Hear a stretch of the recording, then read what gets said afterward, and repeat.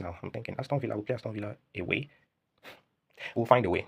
And guess what? Even a draw from Aston Villa won't be a bad result. So in case Arsenal draws against Aston Villa, don't go rejoicing because it's still part of the plan. But I predict maybe a slim win. Arsenal should score up to 2 goals in that game. Arsenal should win that game. That's my own guess. 2-1. If you've got to live in absolute honesty and to give yourself some peace of mind, you just have to face the reality that Arsenal is really, really contending for this. Now, I try to avoid saying we're going to win the trophy.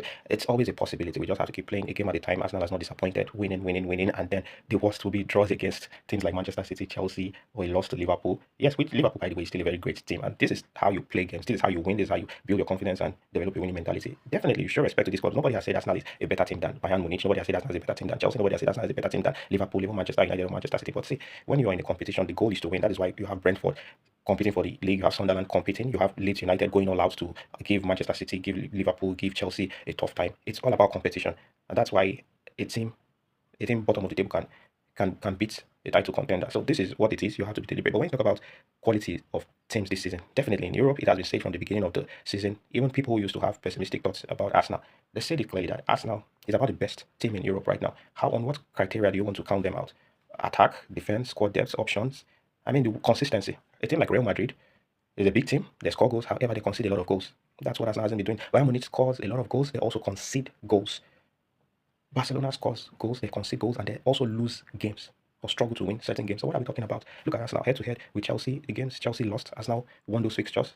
The games Chelsea drew, they just managed to draw. Arsenal won those fixtures, or rather, the games Chelsea lost, Arsenal probably just managed a draw or won those games, but they never lost. Arsenal has a 100% better record than Chelsea. Bayern Munich trashed Chelsea this season. So what are we talking about? The Arsenal of this season is quite different from the Arsenal you used to know. Arteta has been building a lot, and he has gotten them up to that level of competing. But other teams will not just want to admit the fact that it's scary to play Arsenal. That's just the truth. You see these players, you see them playing week in, week out. You see Declan Rice, you see Zubimendi, you see Eberechi Eze, you see Saka, who has now got back up. You see Gyökeres, you see the Rock in defense of Saliba and Gabriel. You see Timber on the right. You see Calafiori, Kelly, and come on, let's just not be delusional here. It's a process, and Arteta is a very deliberate man, and I'm learning to respect him more. His choices of selection, they always produce the right results. The time to use Merino. Merino was a player that was always criticized by the Arsenal fans for Arteta's unnecessary favoritism towards him, but somehow he's paying off. Merino is scoring some winning goals. He's scoring some key goals for us, and come on, I just like the way Arteta rotates the squad. So sometimes he doesn't stretch some players so much because he knows he has to rest them for more important fixtures. And yeah, sometimes it's good to walk away with just your 3 points. It doesn't matter. You can go all out to extend or stretch your lead. But if winning by 2 goals or even a goal is enough for you, yeah, then you switch up to defense. But then that's not even been the pattern of Arsenal. Arsenal will still go full length, stretching, running at their full pace, even at the 90th minute of a game, to defend or to attack.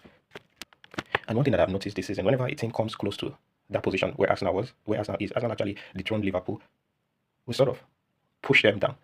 First, it was Liverpool, Manchester City. They had poor results. They went down, and then at some point, Nottingham Forest, I think, was kind of close, and we really beat Nottingham Forest. And then, of course, we trashed Leeds United. And Chelsea, we played a draw with them, and they had poor results afterwards. Manchester City got a better result, and Chelsea is down. Now we have Aston Villa to play. So this is the team mentality I'm talking about. And Arteta right now has already treated that Aston Villa game as a very important fixture. As a matter of fact, Arteta treated Brentford's game as an important one. It was a tough game for Arsenal, and it was well expected. So these are the things we talk about. You don't just brag that you are going to win a title, you're the best team. You have to show these workings on the pitch. And that's why you don't underrate any team. Arsenal has not been in the habit of underrating anything. They just play their football and get all the results. And that's why they also get results against big teams. So